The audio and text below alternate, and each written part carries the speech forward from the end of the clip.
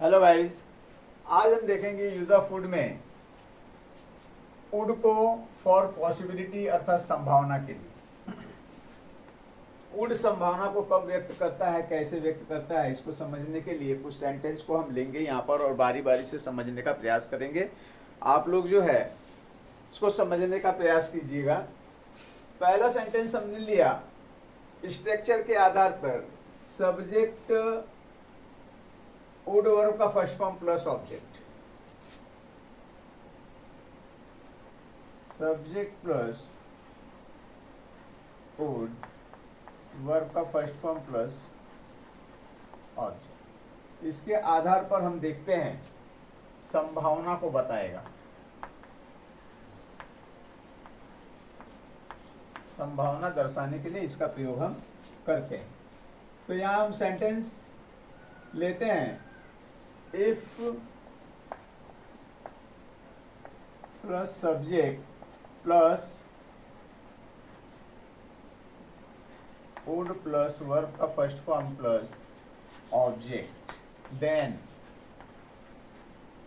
Subject plus would plus verb का first form plus object. यदि कर्ता कुछ करता तो कर्ता कुछ करता।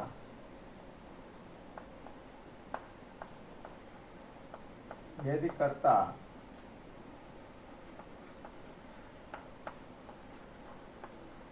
कुछ करता तो कर्ता कुछ करता।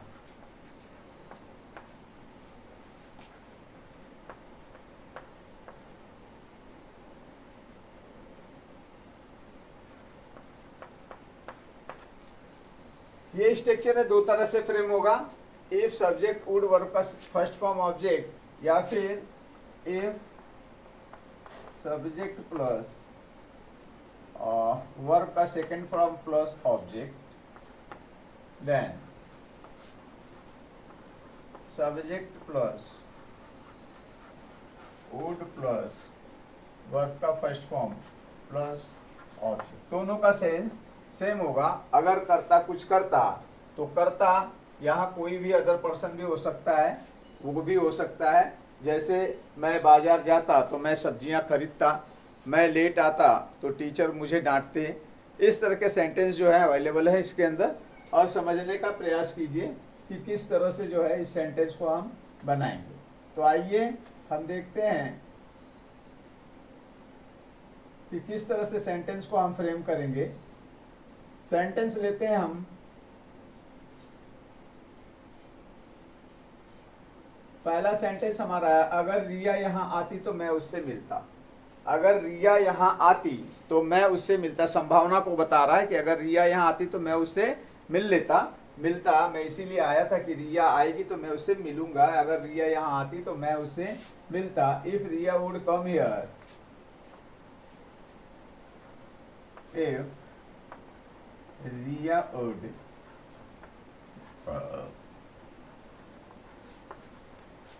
come here, then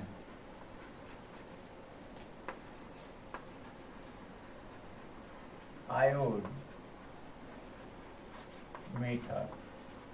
या इस सेंटेंस को हम इस स्ट्रक्चर के अनुसार भी फ्रेम कर सकते हैं। जैसे if Riya came here, then I would meet her। तो आपने देखा कि यदि कर्ता कुछ करता तो यदि कोई कर्ता कुछ करता, इस सेंस में हमने सेंटेंस को दोनों स्ट्रक्चर के माध्यम से फ्रेम किया और समझने का प्रयास किया। वुड संभावना को जब दर्शाता है, पॉसिबिलिटी को जब दर्शाता है। आइए कुछ सेंटेंस और भी लेते हैं इससे रिलेटेड और समझने का प्रयास करते हैं कि किस तरह से सेंटेंस को हम फ्रेम करेंगे संभावना में, और कितने प्रकार के सेंटेंस जो है इसमें आते हैं। अगर तुम किताब पढ़ते तो मैं तुम्हें पढ़ाता। नेक्स्ट सेंटेंस है, यदि तुम किताब पढ़ते तो मैं तुम्हें पढ़ाता। if you would read English, then I would teach you। या इसे हम ऐसे भी बना सकते हैं, if you, सेकेंड फॉर्म लगाएंगे read English, then I would teach you। तो आपने देखा कि दोनों तरह से हम सेंटेंस को फ्रेम कर सकते हैं। अगर पापा तुम्हें पैसे देते तो तुम पतंग खरीदते। अगर पापा तुम्हें पैसे देते तो तुम पतंग खरीदते। If father would give you money,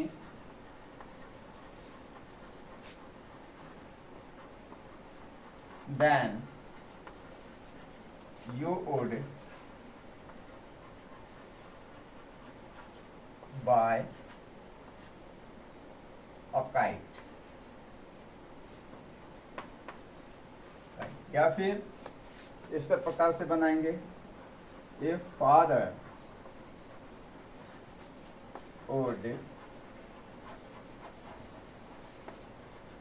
give you money, then second form लेंगे यहाँ वर्ब का हम, if father gave you money,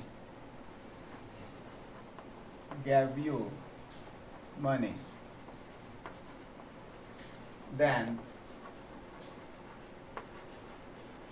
you would buy a kite।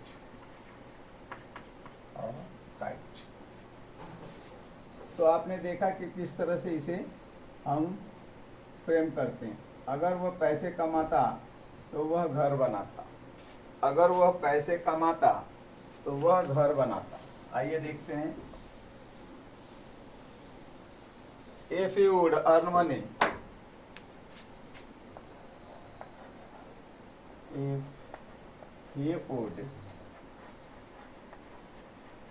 earn money, then he would build a house। या फिर इसे इस तरह से फ्रेम करेंगे, if he earn money, then he would build a house। तो आपने देखा कि हमने किस तरह से यहाँ जो है वुड की पॉसिबिलिटी को लेकर इस सेंटेंस को बताया कि यदि करता कुछ करता तो कोई करता या वही करता, स्वयं वही करता, कुछ करता का सेंस दिया। नेक्स्ट स्ट्रक्चर हम देखेंगे संभावना से ही रिलेटेड। यदि कर्ता कुछ कर रहा होता तो कर्ता कुछ करता। यदि कर्ता कुछ कर रहा होता तो कर्ता कुछ करता। आइए स्ट्रक्चर को देखते हैं। सब्जेक्ट वुड बी वर्ब का first form plus ING, subject plus would be plus verb का first form plus ING plus object plus then plus subject plus would plus verb का फर्स्ट फॉर्म प्लस ऑब्जेक्ट। यहाँ sense देगा यदि कर्ता कुछ कर रहा होता, यदि कर्ता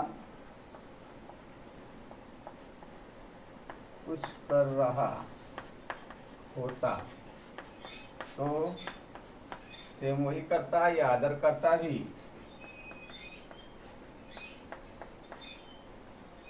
कुछ करता, कुछ करता।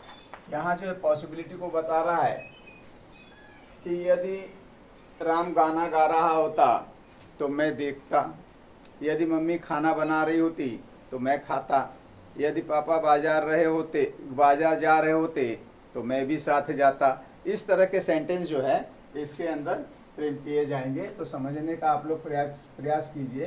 पहला सेंटेंस, अगर रिया मिस पढ़ा रही होती तो मैं कक्षा में नहीं जाता, यदि रिया मिस पढ़ा रही होती तो मैं कक्षा में नहीं जाता।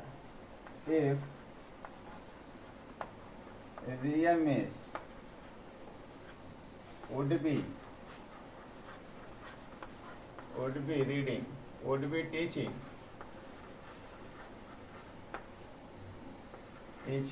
then I would not go in the class, possibility है, हो सकता है रिया मिस पढ़ा रही होती तो मैं कक्षा में नहीं जाता का सेंस यहाँ आ रहा है। ये पॉसिबिलिटी को बता रहा है। अगर चोर भाग रहा होता तो पुलिस उसे पकड़ती, अगर चोर भाग रहा होता तो पुलिस उसे पकड़ती। If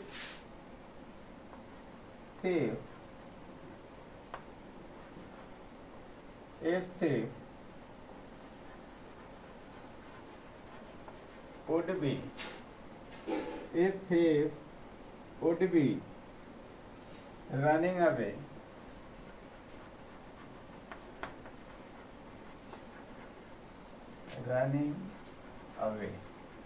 then police would catch him.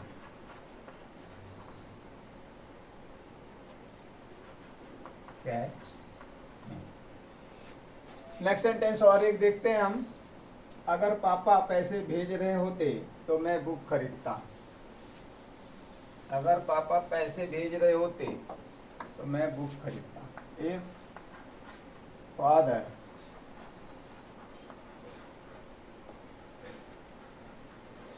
would be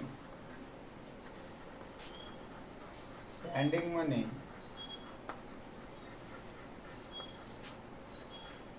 then I would buy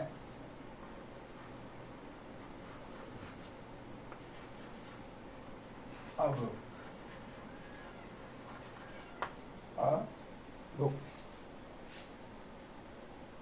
अगर तुम अंग्रेजी पढ़ रहे होते तो तुम्हें एक अच्छी नौकरी मिलती, अगर तुम अंग्रेजी पढ़ रहे होते, पॉसिबिलिटी बता रहा है, अगर तुम अंग्रेजी पढ़ रहे होते तो तुम्हें एक अच्छी नौकरी मिलती।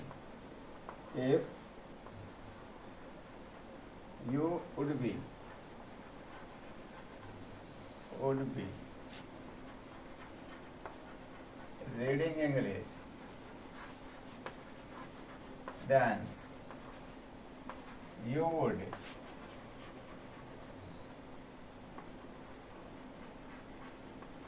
get a good job। तो आपने देखा कि किस तरह से हमने इसको फ्रेम करके देखा, एक नए स्ट्रक्चर को पॉसिबिलिटी के रूप में उड़ के। अब आइए एक नया कॉन्सेप्ट देखते हैं। If subject would have, verb का थर्ड फॉर्म जो परफेक्ट कहलाता है, परफेक्ट की पॉसिबिलिटी के विषय में हम बात करेंगे। बार बार मैं स्ट्रक्चर को घुमा फिरा के आप लोगों को बता रहा हूँ, इसलिए कि आपको कहीं भी किसी प्रकार की रुकावट न आने पाए। और यहाँ हम देखेंगे पॉसिबिलिटी की बात कर रहे हैं, हाइपोथेटिकल तो है लेकिन साथ में पॉसिबिलिटी भी बता रहा है कि पॉसिबिलिटी इसके अंदर क्या दिखाई दे रही है। तो नेक्स्ट सेंटेंस का स्ट्रक्चर हमारा, if subject would have been object, if subject would have been object, if plus subject plus would have been plus verb का third form plus object plus then plus subject plus would plus verb का first form object. तो यहाँ sense आएगा, अगर कर्ता कुछ कर चुका होता तो कर्ता कुछ करता, यदि कर्ता कुछ कर चुका होता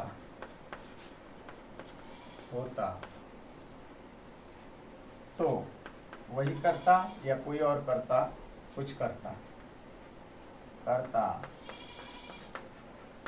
कुछ करता।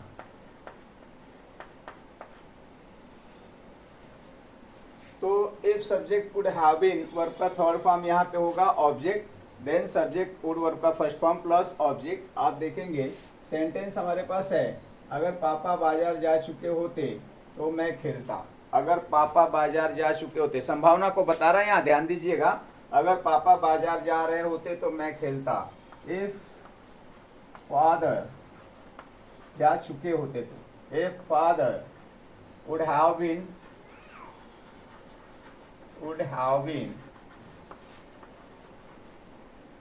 gone to market,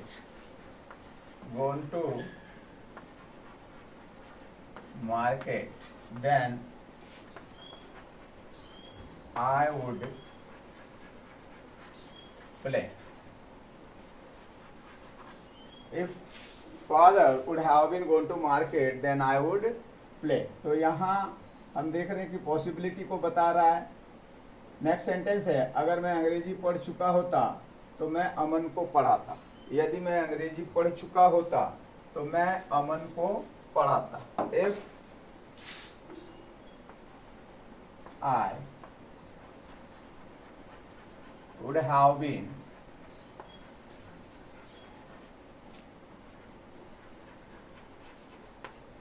reading English, then I would teach Aman.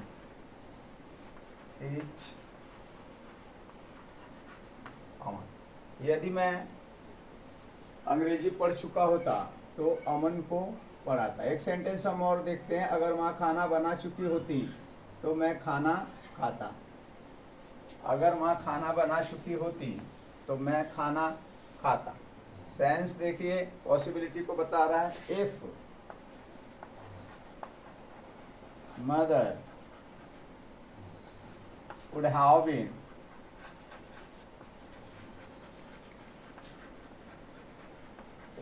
been cooked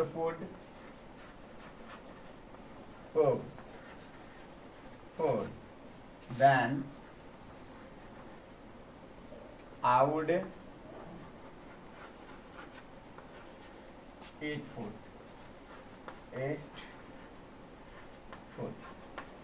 okay.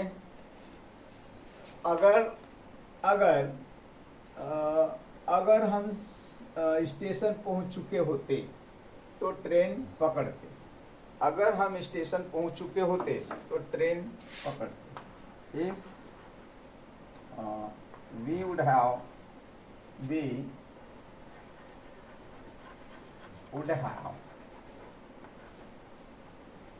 reached the station,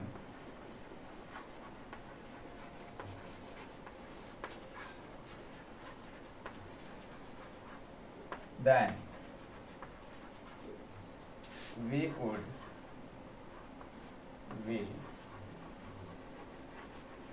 catch the train. तो आपने देखा कि यहाँ पर हमने फ्रेम किया परफेक्ट में संभावना बताने के लिए। अब हम आगे देखते हैं एक नया structure, subject would have been के साथ, यानी परफेक्ट कंटीन्यूअस की बात यहाँ पे हो रही है। इसकी पॉसिबिलिटी यानी संभावना को बताएगा। वुड किस तरह से, इसको समझने का प्रयास कीजिए और ध्यान दीजिए, हर स्ट्रक्चर को गंभीरता से आप समझने का प्रयास कीजिए, देखिए और समझिए। नेक्स्ट स्ट्रक्चर है हमारा subject would have been verb का first form plus ing, if plus subject plus would have been plus verb का first form plus ing plus object, then plus subject plus would plus verb का first form plus object, और यहाँ sense देगा यदि कर्ता कुछ समय से कुछ कर रहा होता। यहाँ पर जो है सिंस या फॉर की बात आती है, सिंस या फॉर के साथ टाइम लगेगा, सिंस या फॉर के साथ टाइम का प्रयोग किया जाएगा। यदि कर्ता कुछ समय से कुछ कर रहा होता तो मैं कुछ करता, या कर्ता कुछ करता, करता यदि कर्ता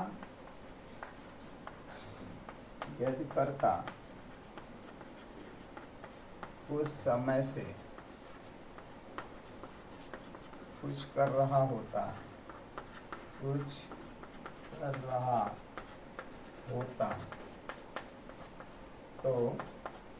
तो स्वयं वही करता या अदर करता, कुछ करता, वो करता, कुछ करता, कुछ कर्ता के सेंस में।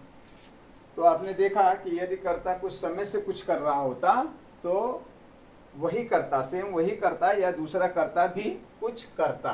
तो if subject would have been verb का first form plus ING plus object since या फॉर का प्रयोग करेंगे, उसके साथ आप टाइम डालेंगे और उसके बाद सेकेंड क्लाउज में देन सब्जेक्ट वुड वर्ब का फर्स्ट फॉर्म प्लस ऑब्जेक्ट का प्रयोग करेंगे। आइए इस पर आधारित हम एक सेंटेंस देखते हैं। अगर कर्ता कुछ समय से कोई कार्य कर रहा होता तो कुछ करता। इस सेंस में हम आप देखेंगे, अगर तुम 12 घंटे खेल रहे होते तो तुम थक जाते।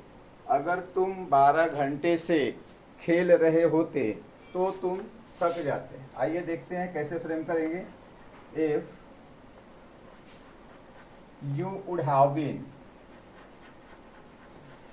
you would have been playing for 12 hours,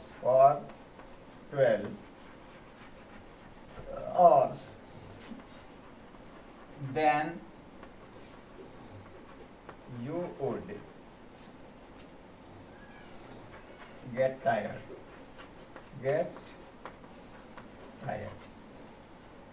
If you would have been playing for 12 hours, then you would get tired. अगर तुम 12 घंटे से खेल रहे होते तो तुम थक जाते। यहाँ जो है पॉसिबिलिटी को बताता है कि इतना समय से अगर तुम खेल रहे होते तो पॉसिबल है कि तुम थक जाते। एक सेंटेंस और देखते हैं। अगर राम सुबह से टीवी देख रहा होता तो मैं उसे पीटता।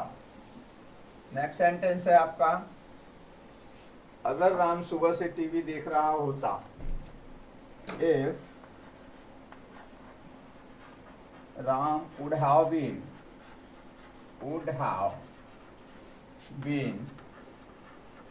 watching TV,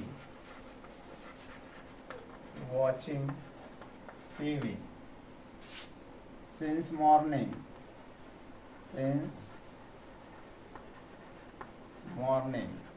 then I would beat him. अगर राम सुबह से टीवी देख रहा होता तो मैं उसे पीटता। यानी संभव है कि राम अगर इतना अधिक टीवी देखेगा तो मैं उसे पीटूंगा। नेक्स्ट सेंटेंस है आपका,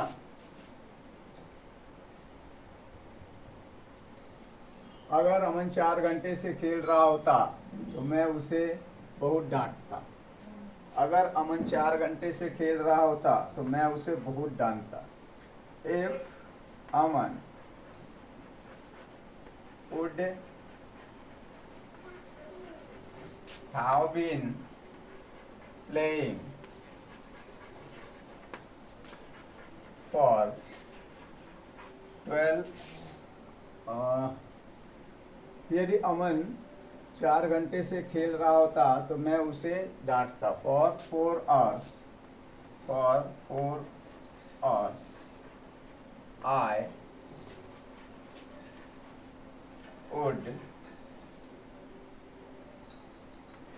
I would scold him a lot। अगर अमन 4 घंटे से खेल रहा होता तो मैं उसे बहुत डांटता। एक सेंटेंस हम और देखते हैं। अगर मम्मी सुबह से खाना बना रही होती तो मैं उसकी मदद करता। अगर मम्मी सुबह से खाना बना रही होती तो मैं उसकी मदद करता। यहाँ जो है पॉसिबिलिटी को बता रहा है। परफेक्ट कंटिन्यूअस के टेंस के अनुसार जो है हम इसको फ्रेम करते हैं। अगर मम्मी सुबह से खाना बना रही होती तो मैं उसकी मदद करता। If mother would have been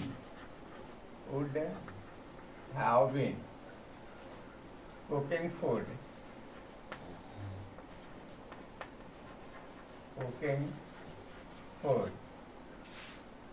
since morning,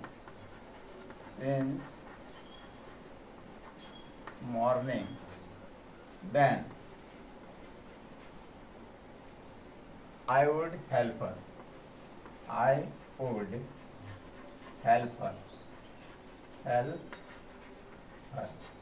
तो आपने देखा कि किस तरह से पॉसिबिलिटी के लिए वुड का प्रयोग किया जाता है। आशा करता हूँ कि वीडियो आपको अच्छी तरह से पसंद में आई होगी और समझ में भी आई होगी। इसलिए आप बने रहिए आपके अपने चैनल भागवत कश्यप पर। फिर लेके आएंगे यूज से, वुड से नया यूज। फिर मिलते हैं।